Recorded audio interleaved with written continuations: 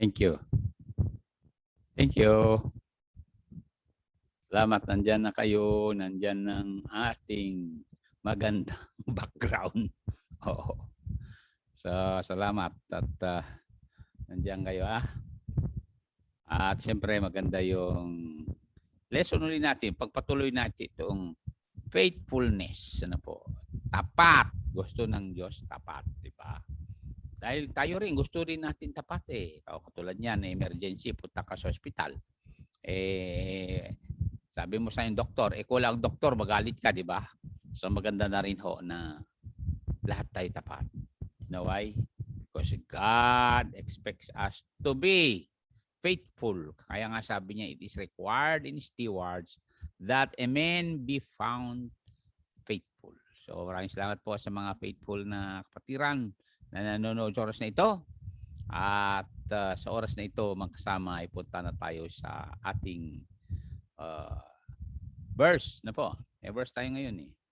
Ang verse natin ay sa 1 Timothy 1 verse number 12. So maraming salamat po sa mga nanonood, mga kasamang pastor. At salamat nandiyan ng aking classmate na pastor. Ano po, si Pastor Bonifacio Lopez. Salamat, malaking bagay na pinagpe-pray mo ako, pastor. Okay? So, salamat sa Turingan Del Mar, Denmark, at salamat sa mga kapatiran pang iba. Okay. Punta tayo sa verse natin para pagpatuloy natin itong lesson na ito tungkol sa faithfulness. Alalahanin natin itong istorya nito si Gideon, ano po, ay talagang nakaka-challenge sa atin dahil nag-exceed sila sa kanilang goal. Ang ganda ho yan mga kasama. Okay. So, maraming salamat po. Pastor Lopez, Brother June, Kaleda, Pawig family. Andiyan na kayo ha. At siyempre, Chopilo, Balesteros family. Ayan. So, maraming salamat po na nagpe-pray kayo. Now, basahin na natin para makarami tayo sa oras na ito tungkol sa faithfulness. Ang sabi niyang Bible ay sabi niya, I thank God. And I thank Christ Jesus our Lord, who had enabled me, for that He counted me faithful, putting me into the ministry. Tingnan yan ha. So sabi niya dyan, He counted me faithful, putting me into the ministry. Mapansin nyo na all of God ito na po. So maraming salamat po sa mga Kaleda Pawig family. And I thank Christ Jesus our Lord, sabi niya, who had enabled me, for He had counted me faithful, putting me into the ministry. So mapansin nyo, grace of God ho, na tayo na mga believers ay nasa pamilya ng Diyos. At inaasahan tayo ng Diyos na maging tapat. Kaya nga sabi ng Revelation chapter 12 verse 11, faithful unto death. Bantakin mo yan. So, mag-pray na po ako. Ama namin, mapagmahal, mapagpatawad, mayaman sa kanyang kapangyarihan para ibigay lahat pangailangan namin. Napakayaman mo, Panginoong Diyos, na ibinigay mo ang eternal life na libre para sa aming lahat. At sa oras nito, dalangin po namin, Ama, na ang kaaway na si Diablo mga demonyo ay yung patahimikin, linisan ang ere para makaabot sa mga tahanan ang mensahe mo tungkol sa katapatan. Dahil kayo'y tapat, O Diyos, sa iyong pangako na pinangako mo na darating ang aming Mesaya, ang aming tagapagligtas, at siya ay naging lamb sin offering sa cross ng Kalbaryo na yun naman natalo si Diablo. Kaya kami po, papasalamat, pinupuri ka namin dahil kami ay meron ng eternal life, buhay walang hanggan, dahil nagsisi na kami at tinanggap ang iyong bugtong na anak. Kaya aking dalangin na lahat ng manood at manonood pa, kahit sa aming local television station, ay tatawag kay Kristo Jesus at tanggapin bilang tagapagligtas. So use me now, Holy Spirit, as you did the apostles, also the prophets like Ezekiel, that I will be careful always to give God the Father the glory, the praises, and the honor. In Jesus' name, Amen. Okay, maraming salamat po. Nandiyan na kayo as nandiyan si Pastor De La Cruz at mga Alpay, mga Da family, ganun din ang Angulwan ko si Pag family. Puntan tayo sa ating lesson. Sabi niya rito, He counted me faithful. Pero, alalanin natin yung sabi niya, enabled me. Ngayon, tinignan ko sa dictionary yung enabled me. Sabi the Lord equipped me. Ano ho? Ayun. So, mga kapatid, sa kapangyarihan ng Panginoon, ano po, siya mismo ang magbigay sa atin ng katalinuhan para tayo ay magpatuloy. Tulad yan, lakas mo galing sa Panginoon. Ano po? Pagkain natin galing sa Panginoon. O katulad yan, yung mga palay dito na umaawit, galing lang sa Panginoon yan. So therefore, all we have to do is to trust Him and do what we can do according to the leading of the Holy Spirit. Dahil gusto po ng Diyos na tayo ay maging masipag din. Ano ho? At salamat sa inyong katapatan na nandyan kayo na talagang handang makinig at makapulot man lang ng lesson tungkol sa katapatan. Okay? So the word enabled means to provide with the means or to equip. Tulad ng sundalo yan po, narinig ko si General Guillermo Eliasar kanina na talagang yung mga pulis ay dapat daw na bigyan ng armas ano po, at mga armor. At hindi lang yung kundi bawat pulis ay meron camera. Mantakin mo yan. Para daw hindi magkaroon ng question mark kung merong operation. And thank God dahil sa operation ng ating Philippine National Police together with the coordination of the Europol and Interpol ay marami ng drug lord, drug pusher at drugs na nahuhuli. Kaya ngayon ay paggana ng New World Order. Ano po? Dahil as I said, by 2030, utopia niya. Peace on earth na. Yan ay plano ng New World Order or Global Government. Kaya mapansin ninyo yung pagbabakuna, importante yan dahil pag napakunahan daw ang 70% dito sa village namin, kami na 30% hindi na kinakailangan. So, yun ang aking hinihintay. Ngayon mga kapatid, tayo rito. Sa next na word ay enable means to train. Ganon ho ang ginawa sa amin sa Mountain View Bible Baptist Church na po. Na ni-train kami, Camila Pastor Lopez, Pastor Darwin, at mga iba pang mga pastor para pagdating namin sa gera ay hindi kami aatras kundi maging tapat. No matter what, we have decided to follow Jesus. No turning back. The world behind me, the cross before me. No turning back. Ganun po yung mga kasama. Punta na tayo doon sa word na counted. Ano po? Mantakin mo, enabled me and counted me faithful. Mantakin mo yan. Ibig sabihin, talagang ikaw ay piling-pili talaga. Kaya kayo mga nanonood, kayo ay pinili ng Diyos. Napakalinaw ho yan. At bago tayo magpatuloy ay punta tayo sa John 15:16 para malaman nyo na pinili talaga kayo ng Diyos. Di ba, Ma'am Rioka? Ayun, si Pastor Darwin. Ayan. Nanonood din. Salamat po. Happy birthday, Pastor Darwin. Ayan. Okay. Pastor Aldrin, happy birthday.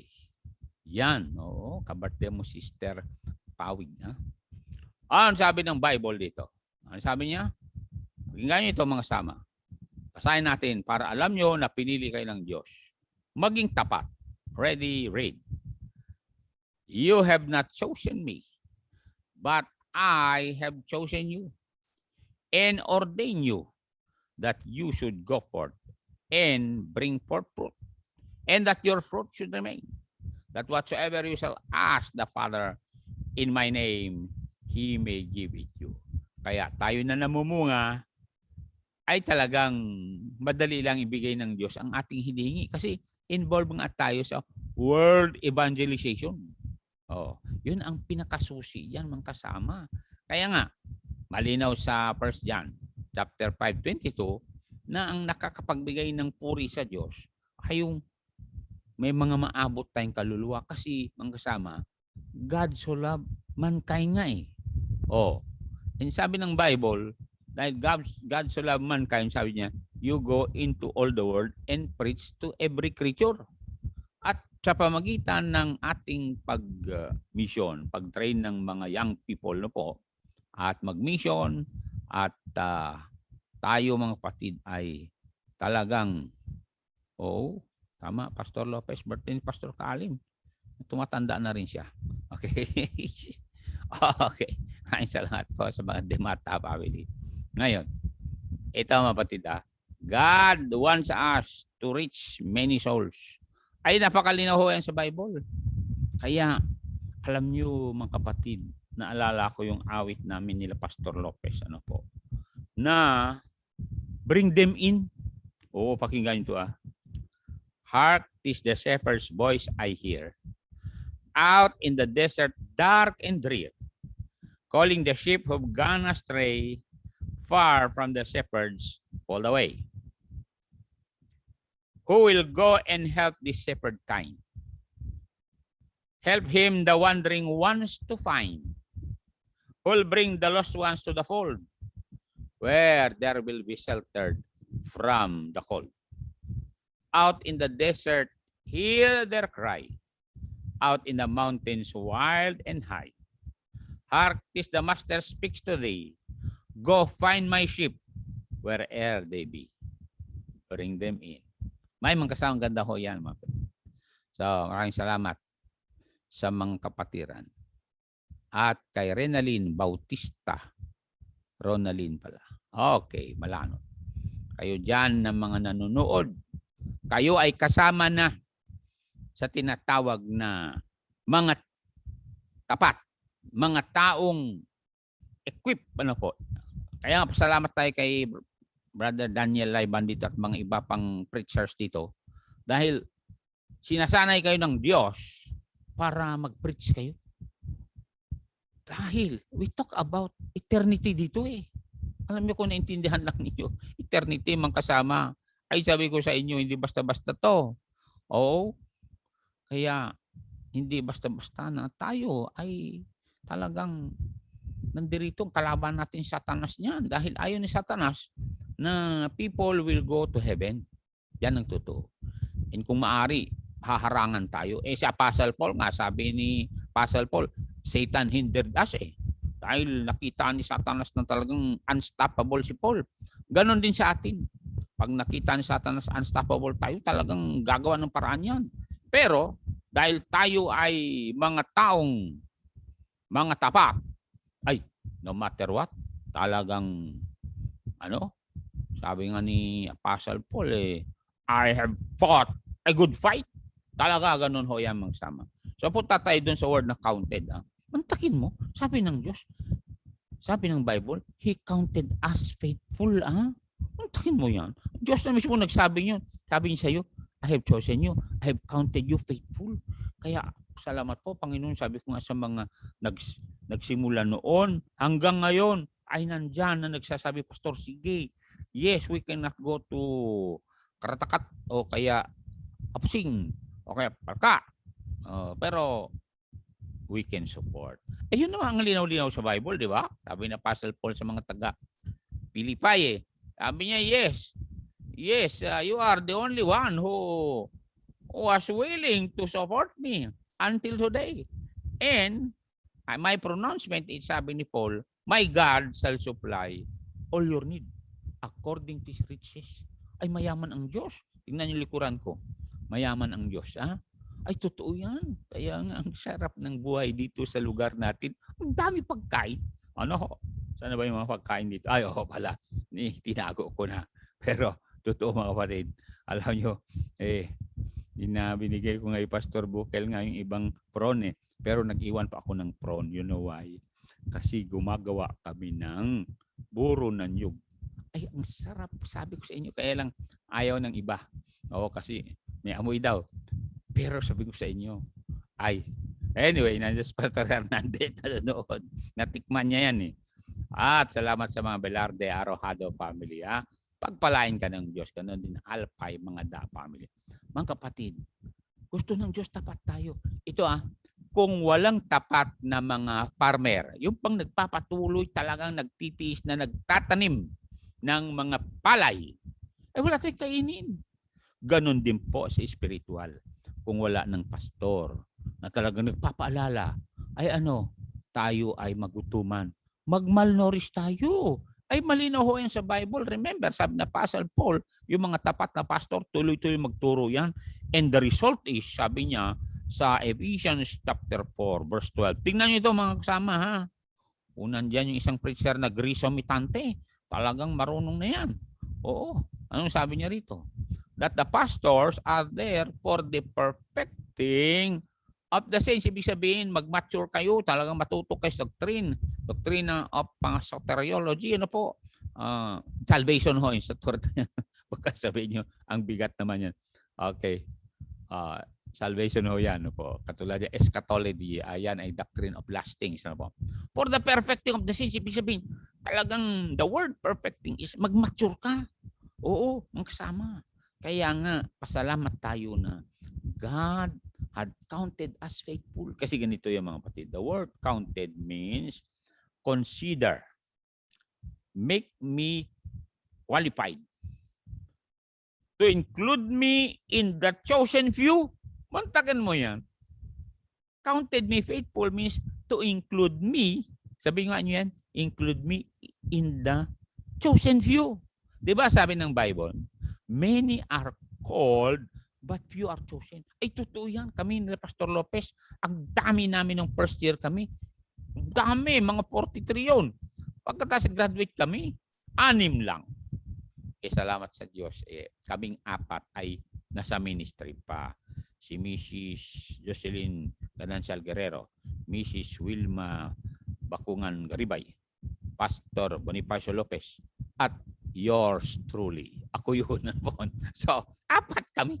Pero hanggang ngayon, namumunga pa. Ganun ho yan, mga kasama. Kaya, I encourage you to be faithful dahil sabi nga ng Bible na po at nawalinaw ho yan sa Bible na a faithful man shall abound with blessing. Huwag niyo kalimutan yung mga verses na ganyan, mga kapatid. Kasi kung faithful tayo, we will abound with blessing. Oo. Tingnan niyo ito sa 10:22 ng Proverbs. Okay. Proverbs 10:22. Ayan. Ang ganda pagkasabi niya. You see? Basta. Ano sabi niya? Kaya nga, huwag kayong magsabi na walang blessing. Maraming blessing. Ako na nga ang nandito nagsasabi sa inyo, ang daming blessing sa likod ko Ready? Read. Ay, narinig ko Pastor Frank Reed, sabi niya, the blessing of the Lord, it maketh rich. And he added, no sorrow with it. Wala niyan meron na kayong mga blessing. Malungkot ba kayo? Hindi masaya kayo. Bakit may blessing kayo Pero ito, narinig ko ngayon na isa sa drug lord, patay na. Pinatay. Dahil drug lord siya. Oo, may blessing siya. Pero ngayon? Sorrow sa pamilya, kamag-anak. Siyempre, talagang umangat sila ng husto nung hindi pa natiktikan ng tinatawag na Europol, Interpol. Kaya nga, sabi ko sa inyo, Pilipinas,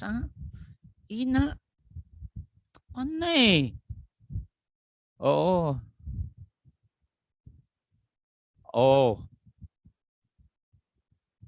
Sabi ni Pastor Lopez, yung isang classmate namin na Nard Samya, kalilibing lang. Ay, oo. Yes, we send our sympathy to the family of Samya. Oo, naging secretary ni Sir Howard yan, si Nards. Ang bait ng taong yan po. Pero mga kapatid, yung drug lord na napatay.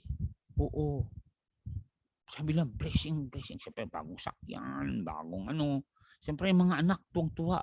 Pero you know what? Dahil galing sa masama, ay malinaw yan sa Book of Job. Ano po? Ayun. Chapter 20 verse 5. Na, oo nga. Maaaring masaya sila. O katulad nung isang araw dito. O, binaril din kasi drug pusher. O, kaya tama yung talagang yung Interpol, Europol at siyempre Philippine National Police na nagkaroon na ng consensus, collaboration, coordination. Kaya ang sabi niya rito, ano mangyari sa mga drug lord na mga pusher? Ano sabi niya? That the triumphing of the wicked is short and the joy of the hypocrite but for a moment. Wala na. Oh. Tulad niyan, nabawi na yung mga sasakyan o mga pera, wala na. Invest na pagkain sa pamilya, wala na. You know why? Kasi, siyempre galing sa masama. So, maging tapat tayo sa katotohanan. Dahil sabi ng Diyos mismo na, we will seek first the kingdom of God and His righteousness. Ano mangyari sa atin? All these things, yung hawak ko yung mga palay ngayon, all this palay will come to you, di ba? Oy, within 3 weeks, pwede nang anihin ho ito. Ha, mga kapatid, kaya happy birthday, Pastor Darwin, ha? O, Ma'am Remy Kaleda Pawig, happy birthday. At Ma'am Naomi Yagi Taguba, happy birthday. Ano po? At Pastor Tom Metante, happy birthday, Pastor Tom. Ano, ilan taon na kayo? Matanda ng konti kay Pastor Kaalim. Oh, Pastor Kaalim, ha? Pareho birthday nyo.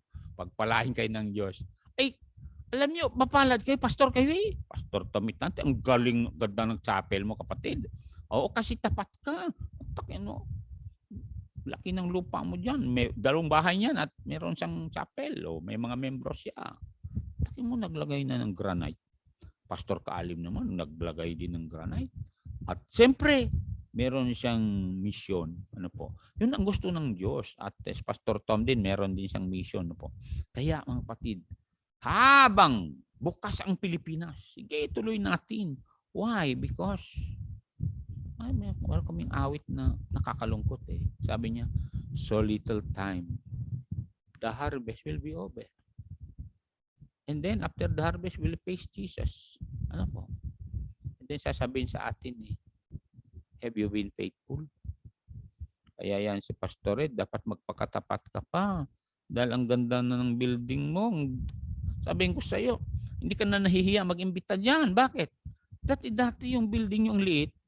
Pag nag-ani yung mga taga diyan lahat ng palay lalagay sa chapel nyo. Ngayon, hindi pwede. Bakit? Maganda ng building, di ba? Oo. Happy birthday. Prayer ko ay hanggang rapture tayo, Pastor Darwin, Pastor Tom, ha? Magpatuloy lang tayo. Kaya naman nating mag-fasting, di ba? Siyempre, nung lalo na, may organization na naman ngayon. Ano po? Ay, sabi ko sa inyo. Tapos meron naman tayong bibilhin lupa. Ay, salamat po, Panginoon, sa mga maluluwang na kamay. Ngayon, ako'y natuto. Sabi ko kay Pastor Aldrin, sa amin, 60,000. Sa inyo, 30,000. Yes, Pastor. Yun. Kaya, natuto na ako, Pastor Darwin, ha? Totoo yan. Yes. Yes, sister, yes. God is a God of promotion. Ayun. Huwag kang magsabi, sana, Pastor Dalim. Walang sana-sana sa Bible. Palaging sigurado. Bakit? Sigurado tayo sa heaven. Sigurado tinawag tayo ng Diyos. Sigurado na mamunga tayo sapagkat sabi ng Diyos. Pakinggan natin verse na ito. Galatians 6:9. Ayan. Kaya, salamat po sa promotion na yan. Hindi lang sana ang promotion. Happy birthday, Sister Ponopio. Marina. Ponopio, birthday mo rin. Happy birthday. Okay, good. Alam nyo dito, Sister Ponopio, sa mga may birthday, pinapadalahan kami pagkain. Sabi niya, let us not be weary in well-doing. Why? For in due season we shall reap if we faint not. Patuloy lang tayo mag-pray and then support world missions. No po. Kaya kasi sabi, we will reap. as long as we faint not. Remember, yung sinabi ko sa inyo sa Judges 8:4, yung mga tauhan ni Gideon, ang mga tauhan ni Gideon, talagang nagpatuloy yan. Bakit? Kasi yung leader nila, nagpapatuloy din. Kaya, dahil nagpapatuloy ako, magpatuloy din kayo. Kami nga ni Pastor Lopez, hanggang ngayon, dami naming dinaanan. Talagang matitindi. Mabuti kung puro pala yan, dinaanan namin. Hindi. Meron din puro din nakakatakot na lugar. Sabi ko sa inyo, salamat sa prayers ninyo. Kaya ipag-pray nyo kami palagi. Lalo yan, si Pastor Darwin, tignan nyo, kagwapo niya sa picture niya. Di ba, Pastor? Oo. Okay. Tignan mo si Raylene Joy Guinness Cruz. Kaya, pakinggan na natin yung mga quotation, mga aral dito. Facts about people who were equipped or enabled by God and counted as faithful. Here are the facts. Number 1, God was keeping the record since you were born. Kaya pala inoobserbahan ka ng Diyos. He was keeping the record since you were born. Tinitingnan yan. Oo. And then later on, sasabihin niya, qualified to Sige nga. Kaya malinaw ho yan, mga kapatid. Since you were born, ang linaw-linaw yan. God was keeping the record since you were born. Sabi ng Bible sa Job 16:19 na ikaw, tingnan nyo yan, Job 16:19, na ikaw ay may record na. Ang sabi niya, ready, nandiyan na kayo. Read. And now behold, my witness is in heaven and my record is on high. Nire-record ng Diyos yan. Kaya nga, nung nakita ng Diyos, kayo dyan na nanonood, tama yung Pastor Lopez. Nung nakita ng Diyos yung buhay natin na talagang matiisin tayo, ay talagang nire-record niya yan, tinitignan ng Diyos yan. Itong taong ito talagang qualified na aking tawagin. Bakit? Kasi nakitang record talagang matino ka, ginagalang mo yung mga babae, ginagalang mo yung matatanda, at marunong ka makisama, at talagang humble ka, ganon, simple, flexible, able, ganun yan So, napakabait ho ng Diyos. Kaya nga kung makita kong pangalan ni Pastor Bonifacio Lopez dito, sabi ko salamat po. At may tiwala sa amin ang Diyos na kami ay counted faithful. Why? Because God was keeping the record since we were born. Tinitingnan ng Diyos yan Okay? Revelations chapter 20, tingnan nyo. May record ho lahat ng tao. Huwag nyo sabihin na wala nang record. Malang record. Kaya ibang tao nagwawala at walang disiplina. You know why? Because they thought na hindi nagre-record ang Diyos. Meron siyang USB ba? Okay. Okay. Revelation 20 verse 12 or 11 and 12. Ano sabi niya rito? Ang sabi niya, 11 and 12, the Bible said, and I saw a great white throne, and him that sat on it, from whose face the earth and the heaven fled away, and there was found no place for them. And I saw the dead. Tingnan niyo na, kaya magkita-kita ulit tayo, mga kasama. Kung save kayo, magkita-kita tayo sa Judgment Seat of Christ for a rewarding day. Unsaved kayo, ayaw nyo maniwala, ayaw nyo talaga. Makita namin kayo, kaya lang wala na. Last judgment. I saw the dead, small and great, stand before God, and the books were opened. And another book was opened, which is the book of life. And the dead were judged out of those things which were written in the books according to their works. Tignan nyo yan. Kaya para walang alibay ang tao, pakita ng Diyos na magmula pinanganak ka hanggang kahuli-hulihan, one way or another, nanood ka o nabigyan ka ng tracks. Pero sabi ng Panginoon siya, tingnan mo, tinawanan mo lang yung aking mga lingkod na talagang nagsasacrifice, na tapat, nagpapatuloy. Ayaw mo makinig. Sinunod mang gusto mo. Sinunod mang gusto ng barkada mo. O ngayon, saan yung mga barkada mo ngayon? Sabi ng Panginoon. You see? So may record ho yan. So huwag niyong kalimutan, why we were counted faithful. Why God equipped us to become faithful. It's because God was keeping the record since we were born until we die or until the rapture. Number 2, ito ang reality number 2. God was counting your performance since you were commanded. Pakinggan nyo. Since you were commanded under your parents. Big sabihin, magmula nung nilagay ka ng Diyos sa magulang mo, tinitingnan ng Diyos ang performance mo. Kasi napakalinaw sa Bible na when you are under your parents, meron tinatawag na mandate. Pakinggan natin ito mga kasama. Ephesians 6:1 and 2. Okay. Ephesians 6:1 and 2 and 3. Ang ganda naman nito mga kasama. Kaya nalak yan. Kala natin kasi walang record. Meron. Kaya kayo mga anak ha, anong sabi ng Diyos sa inyo? Children, obey your parents in the Lord, for this is right. That is your only right. Kayo mga anak, magpaalam kayo kung lalabas kayo, magpaalam kayo kung magmotor kayo, magpaalam kayo kung magpaligaw kayo at manligaw kayo. Okay? Verse 2. Honor thy parent, father, and mother, which is the first commandment with promise. What's the promise? Verse 3. That it may be well with thee, and thou mayest live long on the earth. Alam mo ba kung bakit mahabang buhay namin, Pastor Lopez? Masunurin kami sa magulang namin. Nung lalo na, sabi ng tatay ko sa akin, kahit saan ka punta, anak, huwag kang magnakaw. Sabi ng nanay ko, kahit saan ka punta, lalo na punta ko Olongapo, sabi ng nanay ko, igalang mo lahat ang babae bilang kapatid mo.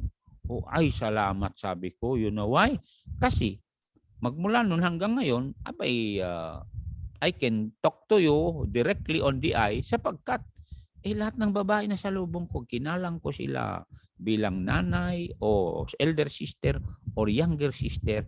And palagi sinasabi ng aming mga magulang at aming mga tribo, pag babae yan, nakasama mo, you must always defend them. Never humiliate them or use them or abuse them. Ganyan ang training sa amin sa tribe. Bakit? Nung headhunting time, pakinggan nyo ito nung headhunting time, ang mga babae, sila yung nagdadala ng mga baon. Yan. Mga lalaki silang nauuna, dala yung kalasag at mga sibat at mga pana at mga itak. Sila palagi nauna. We always go before. Pag may ahas, sabi ko sa inyo, ilang beses na ako nakapatay ng ahas. So, pag may gorilya naman walang problema. Wrestling sa gorilya, Anyway, nung bata ako, hindi ko makalimutan to. Dalawa kami ng kapatid ko si Esto. Mantakay mo. Pumunta kami sa bundok dahil meron kaming trap doon, Pastor Hernandez. May trap din kami para mahuli yung mga ibon. Lalo-lalo na yung wild chicken. Ay pagdating namin sa lugar na ang daming makakain na tuwag, alam mo tuwag, maliliit yun na ang sasarap kung mahinog yun parang mansanita. Ay pagdating na ang daming mga unggoy, nung sabi namin, sila mismo, sabi sa amin, ay takbo kami kasi maliliit pa kami. Sabi nga nung kuya namin, ay kung nandun lang ako, di babaril ko sila. Sabi namin sa kuya namin, yan nandyan yung anak niya. Anak niya si Mary. Mary Legacy Aradura. Yung tatay mo, palaging nagsasabi, hindi siya takot sa mga unggoy. Ang daming unggoy. Napuno nga yung 2 kahoy So, salamat naman at nandito ako sa syudad na walang unggoy. Kaya lang sabi ni Pastor Tom, narinig ko yung unggoy. Ako ko nang sabihin dito, baka mamaya sabihin nila kahit diyan sa Karatakat may mga unggoy. Okay, tuloy natin to. So God was counting your performance since you were commanded under your parents. Kasi ganun yan sabi ng Diyos, may parents kayo. At alam niyo sa Old Testament, nakakalungkot. Pero sa Deuteronomy 21, kung merong anak na tamad, na matakaw, na talagang suwail, basahin natin na sa Deuteronomy 21 para makita nyo na may mga bata. Sa verse 18 and 19, ano yung sabi niya rito? Pag ayaw talaga madisiplina, yung bata ay galit na galit ang Diyos sa mga bata na suwail. Kaya aywan ko kung ilan ang bata maiwan sa panahon natin kung sundin natin to. Ano sabi niya? If a man have a stubborn and rebellious son, which will not obey the voice of his father or the voice of his mother, and that when they have chastened him, will not hearken unto them, then shall his father and his mother lay hold on him, and bring him out unto the elders of his city, and unto the gate of his place. Then sabi ng Bible, talagang huhusgahan niya. Ay sabi ng Bible sa verse number 21. Ano sabi niya? Ready. Read.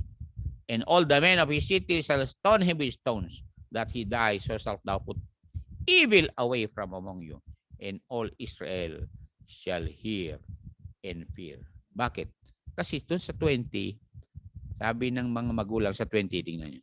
Ang sabi ng mga magulang, o kayo mga judges, ito ang anak namin, talagang gumawa kami ng paraan, pero talagang walang disiplina. Basahin natin 20, kayo mga anak na drunkard, mga rebellious mga anak, magmotor kayo na hindi nagpapaalam sa magulang nyo, wala kayong lisensya. Kung tayo magmotor ka, wala kang lisensya, ano ka?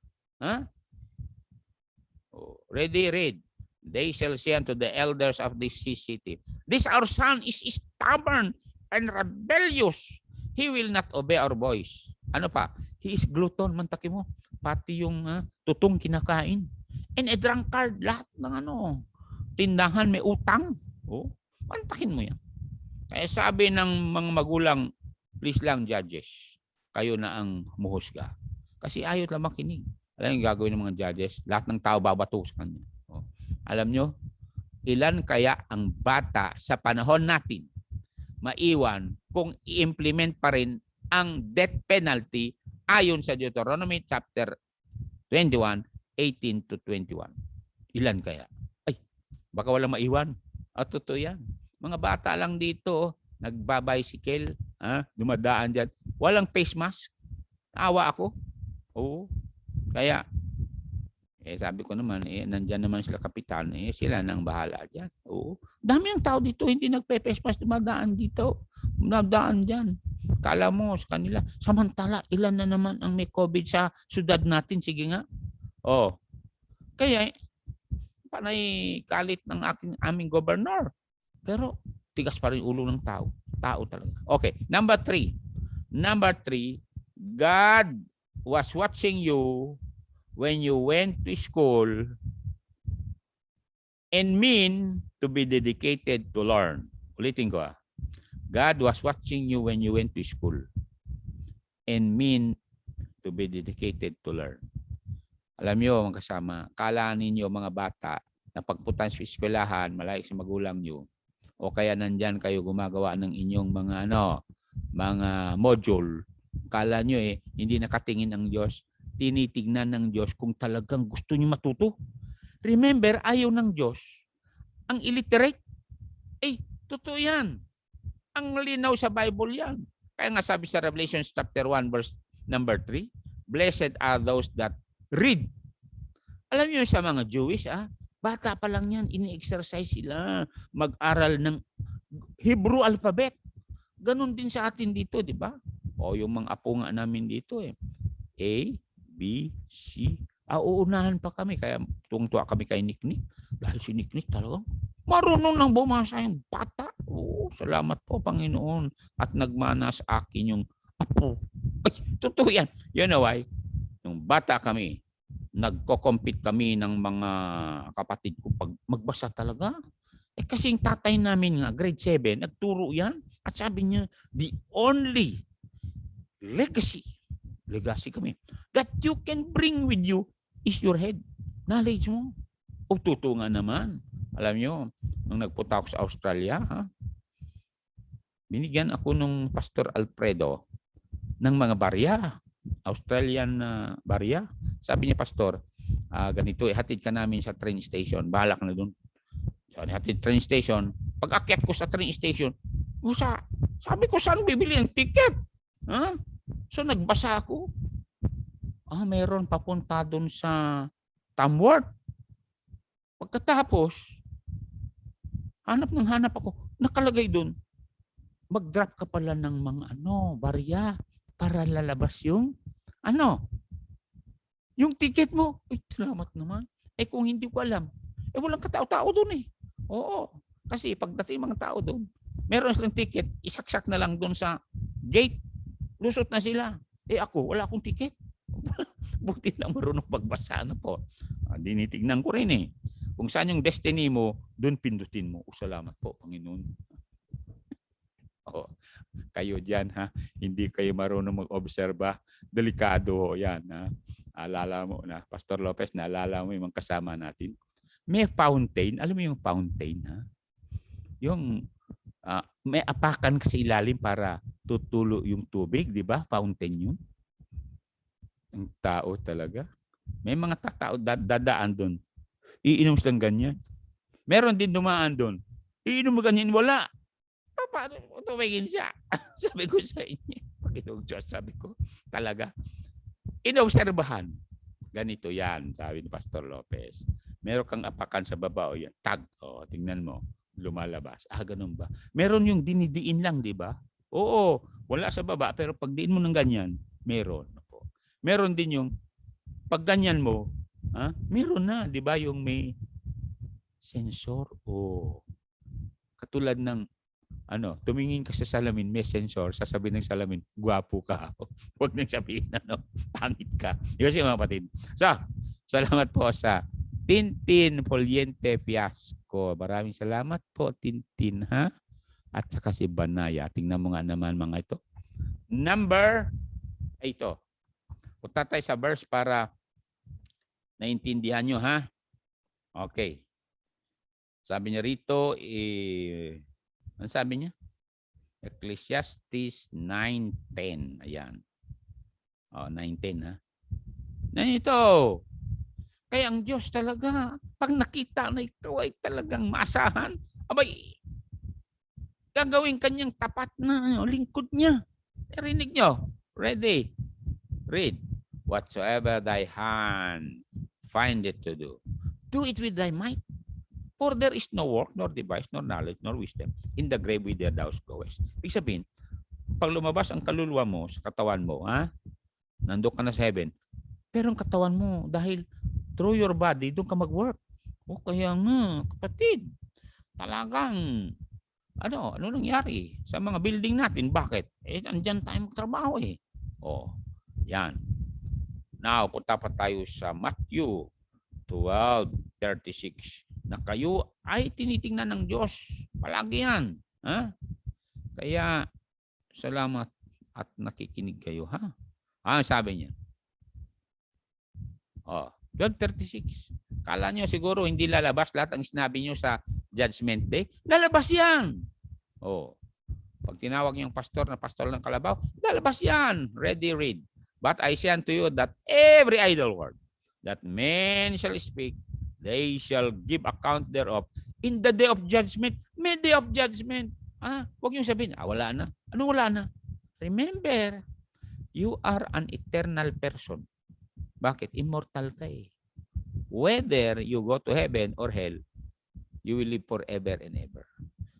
Kaya nga nandirito tayo habang may panahon, habang bukas ang pintuan ng kaligtasan, call on Jesus, your only Savior, the only one that will take away your sin and wash away your sins and forgive your sins. Jesus, tawagan mo siya. Lord, hugasan mo ako sa aking mga kasalanan. Katulad ka ni King David pa sa Psalms 51 na Lord, purge me from all my sins because you alone is the one that knows my sins. I confess. Sabihin ko sa inyo, talagang patatawarin kayo ng Diyos. Okay. Number 4. God was with you when you were tempted, whether you give in or make a stand. Ulitin ko These are real facts. Why God enabled you or equipped you and counted you faithful is because God was with you when you are tempted, whether you give in or make a stand. Oo. Mag-give in ka ba o make a stand? Alam nyo, si Joseph, di ba? Naalala si Joseph. Tumakbo siya. Dahil, alam nyo mga kasama, sabi ni Dr. Adrian Rogers, ha? Mga lalaki, pakinggan nyo, look, lust, adultery. Look, lust, adultery. Habang tinitiligan mo may nangyayari niyan. Lalong-lalo na halimbawa, ikaw lang at saka yung babae, talagang may mangyari dyan. And what will happen? Ito mangyari. Look at James 1:15. Ano mangyari? Kaya nga, pag may ganun, sabi ko sa mga pastors, pag halimbawa, nag-iisa yung babae doon sa bahay, mag-pray kayo, alis kayo God, huwag kayong papasok, mag-pray lang kayo. Pinto, ready? Andiyan na kayo. Read, sabi ni Pastor Frank. Then when lust hath conceived, it bringeth forth sin. And sin, when it is finished, bringeth forth death. Bakit death? Kasi, kung ikaw married, mamatay ang iyong relasyon sa misis mo. At mamatay yung relasyon ng babae dun sa mister niya. Talagang there will be death Hindi mag-progress, you see. He that covereth his sin shall not prosper. Death nga But whoso confess and forsake them shall have mercy. Kaya, pasalamat ako, nakarating ako sa panahong ito. Totoo yan, mga kapatid. Now, God was with you when you were tempted, whether you give in or make a stand. Ngayon, nag-give in ka, ang gagawin mo, bangon ka and confess your sins to God para i-recycle ka ng Diyos. Ganun man yun No po. Kaya, may pag-asa pa, katulad ng woman of the well. Katulad ng woman in John chapter 8. Sabi ni Lord Jesus Christ niya, nakasala ka. Pero, I tell you, woman, sabi niya, neither do I condemn you. Go and sin no more. Kaya inayos ng buhay niya. Alam niyo mga kapatid, ayos lang ang buhay natin. Sino bang walang setback? Lahat naman tayo. Ay, sabi ko sa inyo, nahiya nga ako sa Panginoon kung maalala ko yung mga setback ko Okay, last point. Para naman makuha niyo itong last point na ito. God tested you on how you can handle the problem that came your way. Ulitin ko God tested you on how you can handle the problem that came your way. Sinubukan ka ng Diyos. Nung sinubukan ka ng Diyos na ikaw ay nagtagumpay, talagang tiniis mo yung panglalait sa iyo, panglalamang sa inyo, pangdaya sa inyo. Sabi mo, Lord, patawarin mo ako, ako'y babangon. Nasubukan ka ng Diyos. Therefore, nakita ng Diyos yon. Kaya sabi ng Diyos, malinaw sa ating verse, balik tayo dun sa verse natin, sa 1 Timothy 1:12. That there will be a temptation. God will try you. And you know what? When God tried you, kita ng Diyos na talagang nagpatuloy ka, maging patient ka, persevering ka. Kaya sabi ni Paul, and I thank Christ. Lahat nga tayo para maisali tayo sa verse na yan. Ready? Read. And I thank Christ Jesus our Lord, who had enabled me, for he counted me faithful.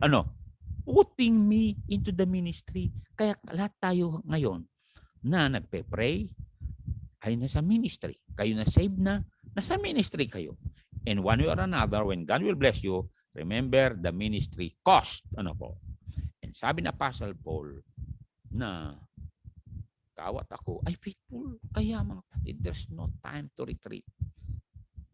Remember, itong mga verses na ating babasahin sa Psalm 66, verse number 10, 11, and 12, malinaw na God will try us. Kaya nga mga kasama, huwag naman kayong magalit sa Diyos kung sinusubukan kayo. Ang gagawin nyo ay magpasalamat, in everything give thanks. Ready, read. For thou, O God, hast proved us. You hast tried us as silver is tried. Thou broughtest us into the net. Thou laid affliction upon our loins. Ibig sabihin, nagkasakit ka. Verse 12, thou hast caused men to ride over our heads. May mga nang bully sa'yo. May mga, naninira sa'yo. Thou hast caused men to ride over our heads. Nakita lahat ng Diyos yan. We went through fire and through water. But thou broughtest us out into a wealthy place. Ay mga kapatid, after trial, blessing. Nalala si Job, di ba? Sa mga kapatid, all you have to do, sabi ni Lord Jesus Christ, in your patience, possess ye your souls.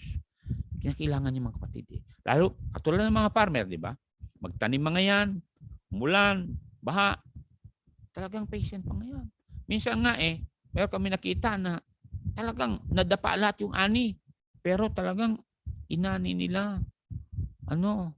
Mano-mano lang. Bakit hindi makuha ng mga harvester? So, ibig sabihin mga sama, hindi palagi na tag-ani. Meron din tagtuyot. Pero sabi ng Diyos, trust in the Lord with all thine heart and lean not to your own understanding. In all your ways acknowledge Him and He shall direct thy paths. Kaya mga kapatid, sa oras na ito, kayo na may mga dinaanan ng pagsubok, magpasalamat kayo sa Diyos sapagkat blessings are ahead. Ibig sabihin, kaya na ninyo yan dahil sanay na kayo Parang si Pacquiao, exercise na. Alam niyo mga kasama ko, nasanay ka na sa pagsubok. Katulad ng mga kamay kong ito, nasanay maghawak ng pala at bareta. Ay bang kapal na? Oo, kahit di ba? Pero yung nakita ko, yung kanyang palad, talagang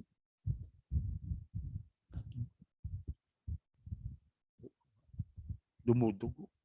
Pero ako, kahit ilang pang bareta, at pala, at pang-ani, wala, sanay na ho yan. Kalyado na. Ganun po yan, magkasama. So mga kapatid, sa mga pagsubok, blessing ho yan. Dahil tinitingnan ng Diyos na ikaw at ako ay talagang qualified na sa mga blessings darating dahil kaya na natin buhatin. Kung minsan kasi, may mga blessings darating, hindi kayang buhatin, natatangay ng ilog ng sanglibutan. Kaya nga sabi niya, love not the world, neither the things that are in the world. If any man love the world, the love of the Father is not in him. Let us pray. Heavenly Father, thank you po sa mga kapatiran na noon. This time they understand that they were counted faithful. You have equipped them to be exercised, to become tough, and to become strong soldiers of the Lord. Therefore, through your mercy and grace, we will march on and conquer more territories, knowing, Lord Jesus, that you said, I will build my church, and the gates of hell shall not prevail against it. Yet, the Bible said, we are vessels, conduit to be a blessing to your ministry. To God be the glory now. I bless these, my brothers, my sisters, in Jesus' name. Amen.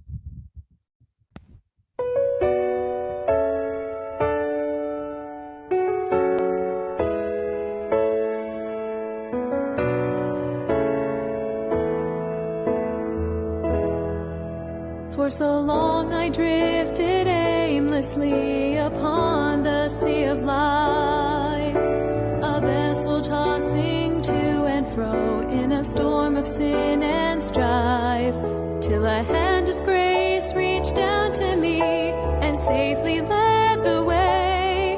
And when I think of where He brought me from, my grateful heart can say, where would I be had He not reached for me and saved me just in time? When it seemed as though all hope was gone, He slipped His hand in mine. From a rugged cross I heard His sweet voice calling out my name. And since the moment Jesus rescued me, I've never been the same.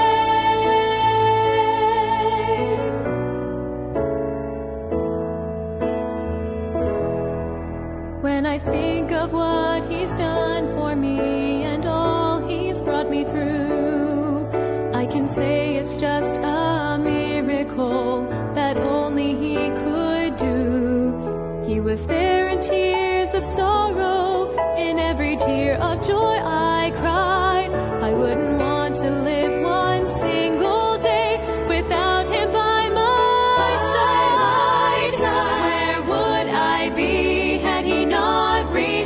me and saved me just in time. When it seemed as though all hope was gone, he slipped his hand in mine. From a rugged cross I heard his sweet voice calling out my name. And since the moment Jesus rescued me, I've never been the same. If I praise him for a million years and for eternity, I could never thank him quite enough for all he's done for me.